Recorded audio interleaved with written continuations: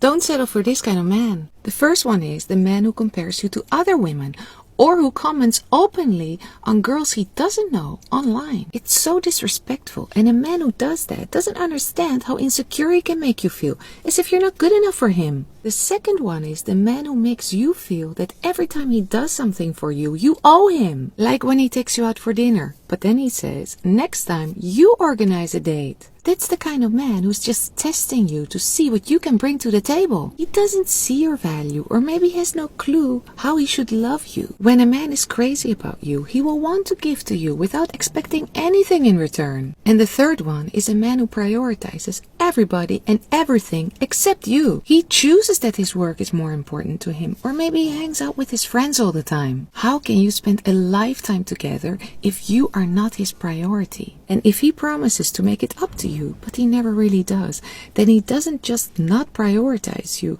but he also doesn't know how to keep his word. Oh boy, there's a lot to unpack here. Let's take this in the same order she presented. Okay, don't settle for a man who compares you to other women. Yep, you ladies need to settle for a man who compares you with other dudes, right? The irony of the statement is not lost on me, as settling is based on a comparison system. To say don't settle for any type of man means, by definition, you have compared him to another type of man. Also, the comment on a man speaking openly about women online, wow, that was loaded with about a half ton of self-reflection. The second type of man sounds like a smart guy testing her out early to see what she brings to the table. The only type of women who would complain are those who don't have much to offer. A man who wants to give you without anything in return is an imp. Period. The third type of man is the one who prioritizes work over you. No freaking shit, lady! It's called being a responsible adult. Chances are he had his career before he met you, and if you get with a disciplined, successful man, it's called settling. How are you going to spend the rest of your life together if he doesn't provide? I'm sure your romance novels and fleeting feelings give you the warm and fuzzies of love will provide all. In the real world, men are the ones who provide, period. You either wake up and accept it, or you better stock up on cat food. Fatality. Flawless victory. Moving on. Here's a quick translation for something men commonly say on the dating apps. When the question of what are you looking for in a relationship or whatever, when that comes up, their answer could be any one of these. I'm going with the flow. I'm looking for a partner, but I'm not in a rush. I just want a connection with someone and take it slow. If a connection is there, I'm willing to make it work. That's my favorite, willing. Ladies, if you are interested in something real and they feed you this BS, cut bait immediately.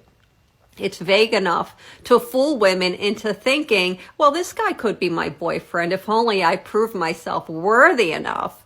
Let me tell you what he actually means when he says that.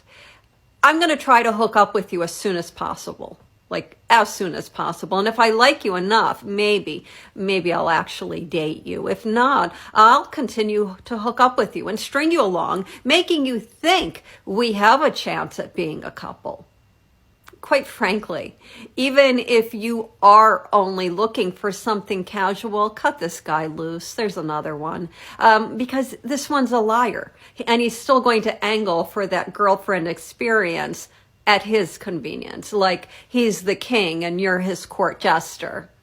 No, that doesn't work. Thank you, and next.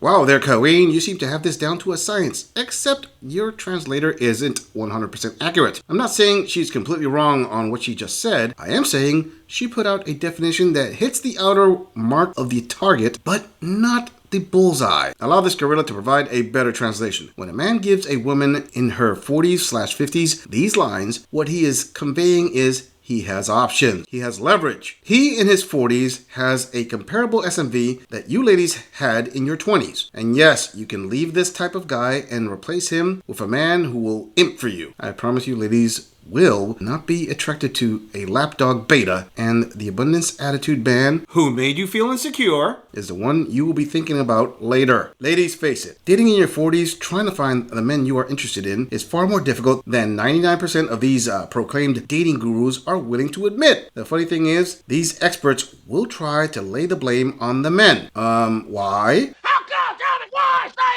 it! Say it! Miss Divorce Dating Expert here doesn't seem to calculate all the variables such as having to compete with younger women, or men having little problem with dating down, or the importance of the fertility for the men who require it, or flexibility of scheduling, or health issues age brings to women, or higher amount of baggage older women tend to have, or older women having a longer list of demands. I could go on, but I asked these femme gurus, how is it this simple gorilla can point out the obvious without stooping to shaming language? Whatever. Moving on. Dating and marriage are not worth it because they die before we do anyways, which means that if your whole motivation is that you just don't want to be alone in your old age, statistically speaking, you probably will be. You may as well fill up all your time between now and then with friends and hobbies and new adventures rather than, teaching a man how to identify more than 3 emotions.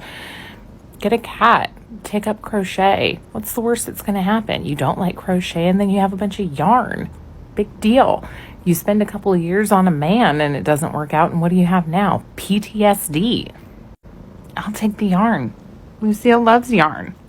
Well, I haven't audited this queen in a long time. This video on its own sounds cut and dry with a strong hint of copium. I do understand she posted this after discovering she has issues and her relationship fell apart. Although that is tough, it really isn't a true reason why people should be replaced with cats. A clear example is traditional marriages were lifelong before the Great Queen Intimacy Liberation, which now has resulted in filling up low-income retirement homes with single women. Link in the description. Recent studies note that 63.3% of those in nursing homes are actually women, and only 48% of those women are married, compared to 70% of the men in those homes which are married. Yes, you queens brought this on yourselves. I hope it made you all feel strong and independent. Listen, I get it. Many of you fell for the glitter and glamour message of womanism that told you to sleep around like a man, get the bag, you will have the pick of the litter later in life. Well, at least you have the pick of the nursing homes now.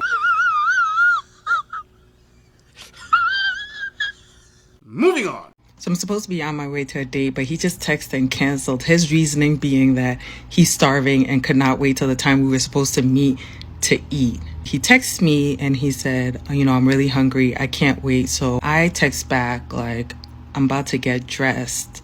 And then he said, well, can we just reschedule because I cannot wait. Mind you, it was 7:30 when he texted me and we were supposed to meet around 8:30.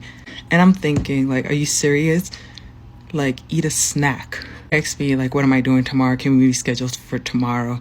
Now, my first thought is to be like, not even respond and just leave him on red. But I'm always known to not give people a second chance. This is a first date. We met on Bumble. I honestly don't even know what to respond because I'm annoyed. I started getting ready at like 5:30. It's not just like I put myself together. This is dumb. Like, this is inconsiderate. And you're not starting off on the right foot. And you asked me 2 days in a row to go out. I don't know what to respond. It's like a nice way to just be like, no, thank you. Like, I'm good. Or should I just like chalk it up to he was really hungry, couldn't wait, and I should give it a second chance. Anyway, tell me your thoughts. Okay, is it possible that the guy she is talking about was completely honest about being hungry and did this to get her to up her time management game? A very low chance, but not ruled out. Without knowing all the details and going solely off the info this queen has provided, I will draw up a few more probable scenarios. I would say she was a backup date. He had a woman with either a higher SMV or a higher probability of closing the deal with. Then he moved on with the other woman but wanted to hit this queen up too later. Another possibility could be the reason he wanted to reschedule with her was of a personal or embarrassing nature, and he simply just didn't want to get into the details with her. But let's be honest, they both add up to him having an abundance mindset. Considering this is a queen dating in her 40s and she made a video about the guy, he probably had a high enough SMV to bruise her ego or give her a reality check. Kind of like when an online gamer thinks they are the shiz, no one can touch their skills until they go PvP with that one player who has Mountain Dew levels of Game Boy did reflexes. It's a humbling experience, especially to queens who had the pick of the litter in their 20s. As the saying goes, the wall takes no prisoners. Damn, skip me. Moving on. Oh yeah, also, in dating. So like I went out with this guy that seemed like he was pretty nice and we had a lot in common and he was funny. And so we go out and he opens no doors for me. I don't know, he just treated like a waitress really crappy, and he was just rude. And then like he wouldn't use the GPS in his truck, and then like here I am, like I know that like we're not going the right way, and I'm telling him and I'm trying to be nice, and yeah, it was pretty creepy. So he took us like half hour out of our way, and because he wouldn't listen, and he also didn't know how to use the GPS in his truck. So yeah, guys, try to use that. Try to remember to use that, or at least know where you're going. Kind of creep a girl out.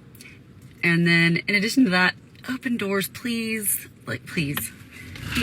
Yeah, please. Just please do. I tell him, I'm like, how come you never open doors for me? Like, at all. Zero. None of them. And he had lots of sisters that were older than him, so I'm not sure where that came from. Also, he's older than me, and I'm old. I'm 49. So, anyway, he says, well, I dated this woman who was a and she would get mad and yell at me for opening doors for her.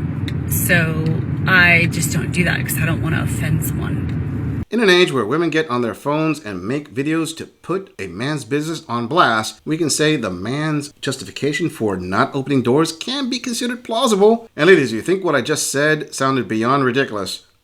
This older Queen literally made a video of a man explaining his hesitance of the modern day dangers of insulting a woman by not treating her like his equal, and she put that video on blast as if it were wrongthink. Oh my, how terrible men are for giving women the equality they fought so hard for. Well, once women are folded into the draft in the US, then we can become a more egalitarian society. The point is, I actually agree with the man not opening the door for her. Think about it. He is obviously going to be put on blast if he does it or not. That being the case, why would he risk the chance of being portrayed as a creep on blast for trying to go the extra mile? And if you think that sounded obtuse, wasn't there a recent trend of women posting gym videos of labeling men creeps for offering to help with anything? But I give her points for the GPS thing. That did sound odd. I understand using a GPS does make a woman feel safer.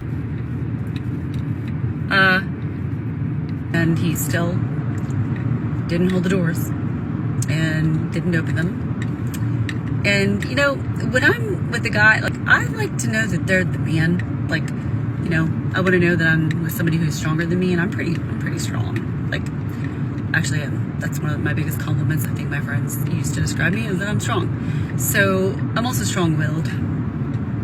Maybe that's a downfall. I don't know. It served me well. But basically, just to give you an idea, I would say this guy just didn't get it. And I'm kind of tired of telling guys, you know, don't get me wrong, I'm not a princess. I was raised by a Vietnam veteran, and I have all brothers. So, you know, I definitely can hold my own. But I like to be treated like a lady, because I am a lady. And ladies who are classy like to be treated like ladies who are classy. And to me, that's just like the most common courtesy type thing. So I'm not cool with a guy that, you know, acts that way. Did anyone else catch that contradiction? She isn't a princess. She is recognized by her friends as being strong, as in hinting physical strength, but she wants to be a lady. Okay, that's really hard to pull off. Like a guy saying he was raised dainty is recognized as soft, but wants to be a total alpha. Do you see how that doesn't exactly fit smoothly there, ladies? More importantly, she is referring to chivalry. Sorry, but when the pink-haired, equality-demanding, don't need no man mob successfully pushed their agenda into the hive mind of Western women, it came with a price the bulk of you ladies didn't think you would have to pay. In other words, all of you queens phase out chivalry from the dating scene as it was part of the oh-so-oppressive patriarchy. And no matter how many shaming videos you put out, it is not going to resurrect chivalry anytime soon. And the few men who actively practice chivalry eventually find themselves getting dumped for Chad/Tyrone. Either that, or those betas are more than happy with sloppy seconds.